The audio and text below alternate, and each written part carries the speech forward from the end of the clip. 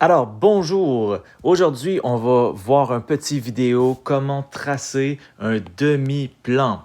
Alors, comment on fait ça? Le résultat, en fait, ça va ressembler à ceci, une espèce de clôture avec une zone. Et j'aime bien utiliser la zone à bombarder, ça va? Alors, ensuite de ça, ici, ça peut être également un truc qui ressemble à ça. Donc, on voit qu'il y a des lignes pointillées, comme ça ici, et on voit que c'est une zone. Ça peut être soit la zone du haut, ou la zone du bas, ça dépend, on va voir comment. Première étape, c'est la plus importante, c'est d'isoler le Y et il faut le faire vraiment comme il faut. Et je vais vous montrer comment, quelles questions tu dois te poser pour avoir ceci-là, AX plus B. J'ai fait une petite case comme ça parce qu'il y aura bien sûr une inéquation. Alors, soit un plus petit, soit un plus grand. Alors, j'ai mis une case vide parce qu'il y a quand même 4 possibilités. Alors, deuxième étape, c'est de placer le B dans ton graphique. Ça va aller placer le B soit en haut ou en bas. Troisième étape, c'est avec l'escalier, donc avec le taux de variation, placer d'autres points en partant de B. C'est vraiment la meilleure stratégie pour tracer des droites et il y a d'autres vidéos à ce sujet. Donc, quatrième étape, c'est de faire une ligne pleine si jamais on a ces deux symboles-là et si jamais la ligne elle est pointillée. Petite faute de français ici. Comme ça. Si jamais on voit que c'est ces symboles-là. Cinquième étape, c'est faire des flèches vers la bonne zone. Alors, je vais vous montrer comment. Alors, on va se servir d'un exemple, comme ça ici. Premier réflexe, c'est d'aller vérifier, est-ce que le Y est du bon côté? Et là, d'ailleurs, je vais juste mettre un symbole, comme ça ici, parce que c'est des demi-plans. Et les demi-plans, il va toujours y avoir des symboles comme ça. Là. Alors, j'en ai mis un au hasard. Alors, ici, on doit regarder, est-ce que le Y est du bon côté? Alors, si on regarde, il est négatif. Alors, s'il est négatif, moi, personnellement, je le mets l'autre bord. Puis le 8, ben, je vais le ramener de l'autre côté. Et quand on fait ça, on doit faire des opérations contraires. Ça veut dire que je vais faire plus 2Y de chaque côté.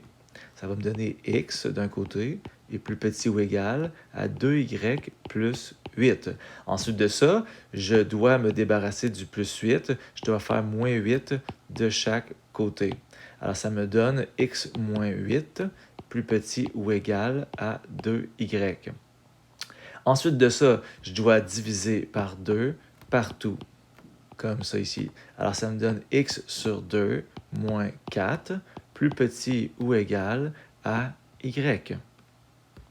Bon, ici, ça me donne 4, alors j'ai écrit ça. Alors, ça vaut la peine d'écrire un 1 ici, parce que vous voyez qu'il n'y a rien du tout là. Alors, c'est bien d'écrire le 1 parce que ça va me servir pour faire mon graphique. Alors, ça ici, ça représente ma valeur de B. Alors, je m'en vais à moins 4 et je vais tracer ma droite. Ben, ma valeur initiale, en fait. Alors, 1, 2, 3, 4. Je m'en viens ici, si bien sûr mes coches sont de 1. Comme ça. Alors ça, bien sûr, ça fait moins 4. Ensuite de ça, je me sers de mon escalier. Mon escalier, c'est monte de 1, tasse de 2. Alors, je m'en viens ici, je monte de 1 et je tasse de 2. Comme ça ici. Monte de 1, tasse de 2. Monte de 1, tasse de 2. Et on voit que ça me fait une droite. Alors, je prends une règle et je fais ma droite. Je l'ai faite pleine parce que le symbole, il est comme cela. Il y a la petite ligne, ça veut dire que c'est plein de cette façon-là. Et il reste un détail, c'est de déterminer est-ce que c'est en haut ou en bas. Alors, quand tu es rendu à ce moment-là, tu dois lire ton inéquation. Ici, le Y est à droite, ça veut dire que tu devrais lire par là-bas. OK, donc, je cherche la zone, OK, donc la zone, c'est le Y en fait, qui va être plus grande que la droite. Si je cherche la zone qui est plus grande que cette droite-là, ben les Y qui sont plus grands, ça veut dire que les Y doivent monter. Ça veut dire que je vais tracer. C'est toute la zone qui est ici qui m'intéresse parce que je cherche les Y qui sont plus grands que ça. Ça va? Alors, ça veut dire que toutes les villes qui sont sur la droite, je pourrais les faire exploser. Puis, bien sûr, toutes ces villes-là. Alors, des fois, il y a des questions du genre, est-ce que cette ville-là, qui est en réalité -4, rapidement, donc 3, 6, comme ça. Alors, cette ville-là, quand tu la remplaces là-dedans, ben, ça va donner quelque chose de vrai. OK? Et si tu prends une ville qui est directement sur la ligne et que tu remplaces là-dedans, ça va être vrai. Mais si jamais tu prends une ville ici, ben, tu vas te rendre compte que si tu rentres ça là-dedans, la ville qu'il y a ici, la ville qu'il y a ici, la ville qu'il y a ici, là-dedans, ça va être faux. Ça veut dire que ce n'est pas la bonne zone. Il y a des gens qui font essai-erreur pour trouver est-ce que c'est en haut ou en bas. Ils prennent, exemple, le point le plus facile, c'est 0, 0.